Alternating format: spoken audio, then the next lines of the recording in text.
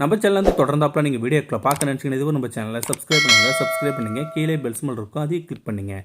சரி, வாங்க நம்ம வீடியோக்குள்ளே போகலாம். வணக்கம் நண்பர்களே. ஒரு ஊரில் ஒரு ஏழை மீனவன் ஒருவன் இருந்தான். அவனுடைய அம்மாவிற்கு கண் பார்வை இல்லை.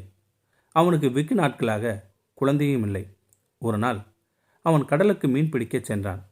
அப்போது கரையில் ஒதுங்கி கிடந்த பெரிய மீன் ஒன்று அவனை பார்த்து கெஞ்சியது. மீனவனே, நான் சாதாரண மீன் இல்லை. கடலில் உள்ள மீன்களுக்கெல்லாம் தலைவன். ஆழ்கடலில் வசிக்கும் நான் ஒரு பெரிய அலையில் சிக்கி இந்த கரைக்கு பகுதிக்கு வந்துவிட்டேன். இப்போது நீந்த முடியாத அளவிற்கு மிகவும் சோர்வாக உள்ளேன் நான். எனக்கு ஒரு உதவி செய் மீனவனே. என்னை பத்திரமாக ஆழ்கடலுக்கு கொண்டு போய் சேர்த்து விட்டால் உனக்கு ஒரு வரம் தருகிறேன் என்றது அந்த மீன். மீனவன் அந்த மீனை தூக்கி படகில் போட்டான். மிகவும் கஷ்டப்பட்டு படகை செலுத்தி கொண்டு போய் மீனை நடுக்கடலில் விட்டான். பிறகு என்ன வரம் கேட்பது என்று யோசித்தான் மீனவன். அவனால் ஒரு முடிவு எடுக்க முடியவில்லை. அவன் சொன்னான், மீன்களின் ராஜாவே, நீ சொன்னபடி நான் செய்துவிட்டேன். ஆனால் என்ன வரம் கேட்பது என்று எனக்கு இப்போது தெரியவில்லை. வீட்டுக்கு சென்று மற்றவர்களிடம் கலந்து யோசித்துவிட்டு நாளை வந்து கேட்கிறேன் என்றான் மீனவன். மீனும், நீ ஒரே ஒரு வரம் மட்டும்தான் கேட்க வேண்டும் என்று நினைவுபடுத்தி நன்றி கூறி சென்றது அந்த மீன். மீனவன் வீட்டுக்கு சென்றான். வீட்டில் பெற்றோரிடமும் மனைவியிடமும் நடந்ததை கூறினான். ராஜா மீனிடம் என்ன வேரம் கேட்பது என்று ஆலோசித்தனார்கள்.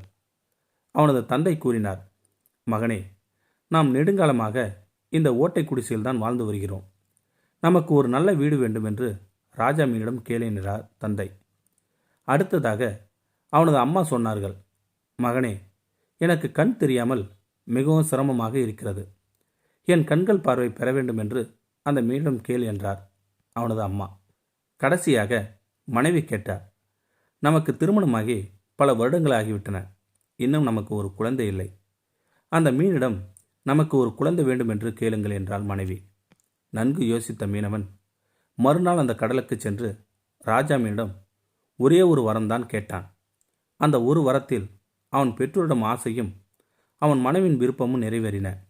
அப்படி அவன் என்ன வரம் கேட்டான் என்று யோசித்து பாருங்கள். என் மகன் கீழே விளையாடி கொண்டிருப்பதை எங்கள் வீட்டு மாடியிலிருந்து என் பெற்றோர் பார்த்து மகிழ வேண்டும் என்பதுதான் அவன் கேட்ட வரம்.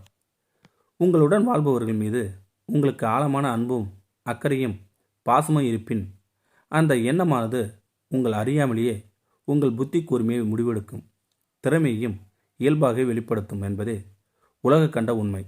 இதற்கு நமது மெய்ஞானிகளும் விஞ்ஞானிகளும் கூட சாட்சி. இந்த வீடியோ பற்றி கருத்தை கீழே இருக்கிற கமெண்ட் செக்ஷனில் சொல்லுங்கள். அப்படியே நம்மளுடைய சேனலை சப்ஸ்கிரைப் பண்ணுங்கள். கீழே பெல் சிம்பல் இருக்கும், அதையும் கிளிக் பண்ணுங்கள். தேங்க்யூ ஃபார் வாட்சிங்.